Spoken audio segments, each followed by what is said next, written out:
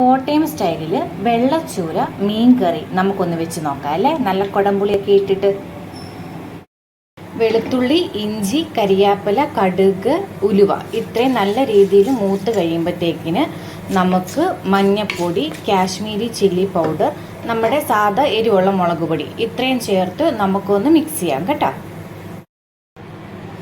ഇത് നന്നായി ഇളക്കി ആ ഒരു പച്ചമണം മാറുക ഒരു പെട്ടെന്ന് തന്നെ കേട്ടോ. നമുക്ക് ഒരുപാടിട്ട് ഇതാക്കണ്ട, ചിലപ്പോൾ മുളക് പൊടി കരിഞ്ഞു പോകും.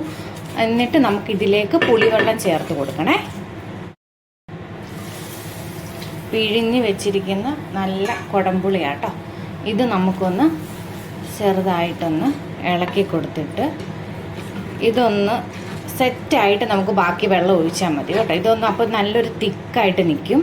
എന്നിട്ട് നമുക്ക് കുറച്ച് ബാക്കി ആവശ്യമുള്ള വെള്ളവും ഉപ്പും കൂടെ ചേർക്കാം. ഇപ്പോൾ ഇതിന് ആവശ്യത്തിനുള്ള വെള്ളവും ഉപ്പും ചേർത്ത് നമ്മൾ വെച്ചിട്ടുണ്ട്. ഇനി ഇത് നന്നായിട്ട് തിളച്ച് വന്നതിന് ശേഷം മാത്രം നമുക്ക് മീനിട്ട് കൊടുക്കാം. ഇതാ വെള്ളം നല്ല വെട്ടി തിളയ്ക്കുന്നുണ്ട്. ഈ സമയത്ത് നമുക്ക് മീൻ കഷ്ണം ഇട്ട് കൊടുക്കാം. മുഴുവൻ കഷ്ണങ്ങളും ഇട്ട് കൊടുത്തിട്ടുണ്ട്. ഇനി ഇതൊന്ന് ഇളക്കി ഇതിനകത്ത് ഈ വെള്ളത്തിനകത്ത് ഇതിനെ ഒന്ന് സെറ്റ് ചെയ്ത് വെക്കുക. അപ്പോഴത്തേനും തിളച്ച് പറ്റി ഇത് സെറ്റ് ആയിക്കോളും. അടച്ചും വെക്കണേ.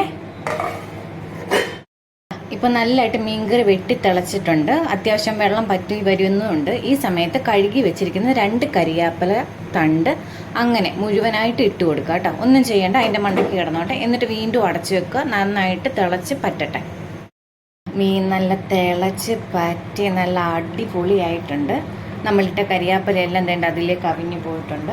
ഇനി നമുക്ക് ചെയ്യേണ്ടത് ലാസ്റ്റ് നമുക്ക് തീ ഓഫ് ചെയ്യുന്നതിന് മുമ്പ് ഒരു 1-2 ടേബിൾ സ്പൂൺ അടുത്ത് നല്ല പച്ച വെളിച്ചെണ്ണ ഒഴിച്ചങ്ങ് കൊടുക്കുക മണ്ടയ്ക്ക്. എന്നിട്ടൊന്നും ചെയ്യണ്ട, അതങ്ങനെ ഇരുന്നോട്ടെ. നമുക്ക് അടച്ച് വെക്കാം. തീ ഓഫ് ചെയ്യാം.